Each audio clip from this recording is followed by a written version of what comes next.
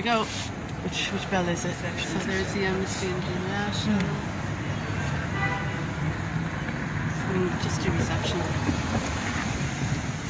It's the right door. My name is Linda. I'm on hunger strike. My friend Paul Lennon is his 40th day of hunger strike. I'm on my 29th day of hunger strike. He's in Cloverhill Prison, and it's urgent that I talk to Tony Spillane or Stephen. I spoke to Declan Ganley, a representative on the street, the night before last, and he said, from what I said to him, it was urgent that I come and speak with Tony Spillane. There's actually nobody here at the office today.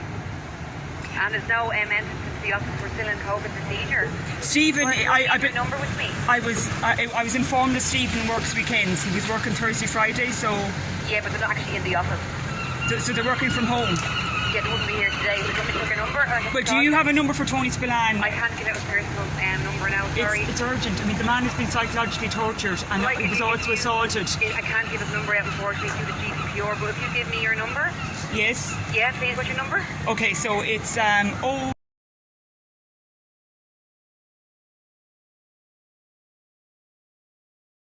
your name? Correct, yeah. I'm a hunger striker on my 29th day of hunger strike. My name is Linda. 29th day. Yes.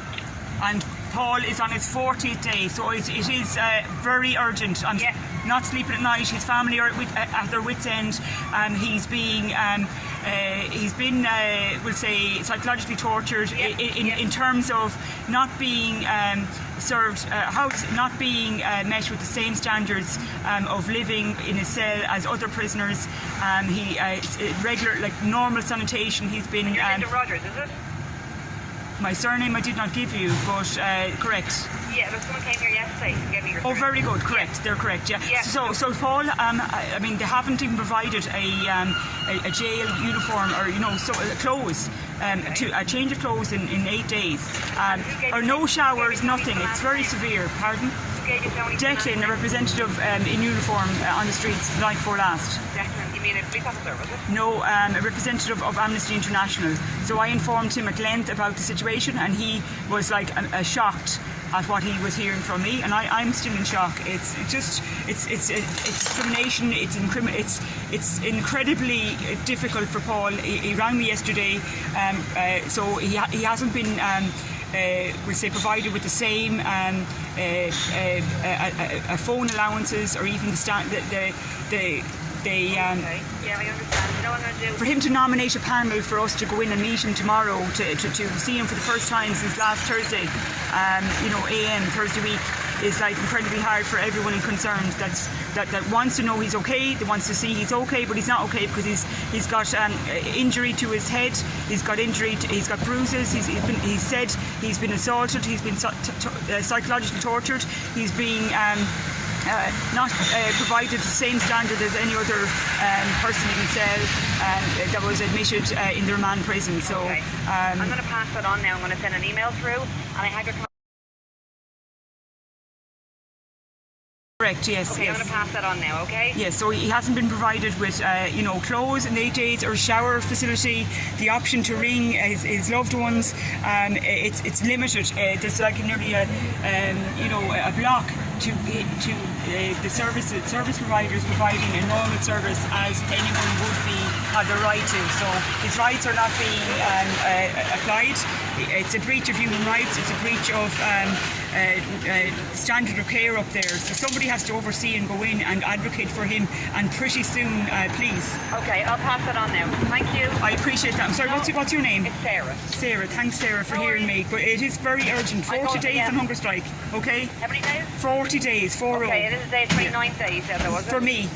You, and for Paul? 40. Okay, yeah. Correct. No when can we hear back? And when can we hear back, please, Sarah? I can't really say, but I'm going to send an email now. I won't be here the weekend, obviously, but I'm going to send it, and I'm reception only. So to Mr. Spillane and Stephen, it was Declan's boss, he said, and he was going to be in the weekend. There's a few people, so I'll send it on to all of them. Thank you, Sarah. I mean, time is of the essence, and I'm incredibly nervous about his situation from hearing him speak to me for 6 minutes, and then it's just so it's an awful situation. Okay, thanks so much. Thank you, Sarah. Thank you very much. Bye. Thank you. So there was nobody actually at the desk, it looks like. So okay, well that's good. Good.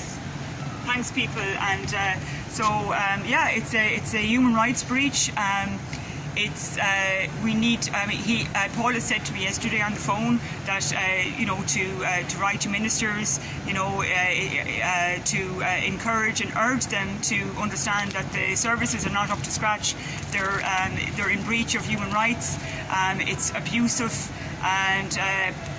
and it's all for a public order that seemed quite random. For pittance. It's for pittance. It's public order, Section 8, is yes, it? From what I've heard, don't know. it's incredibly unbalanced. A man in there receiving such utter disgraceful service. Yeah, and didn't he say he was in solitary as well? Correct, he's in solitary Isn't that confinement. odd? And it's just...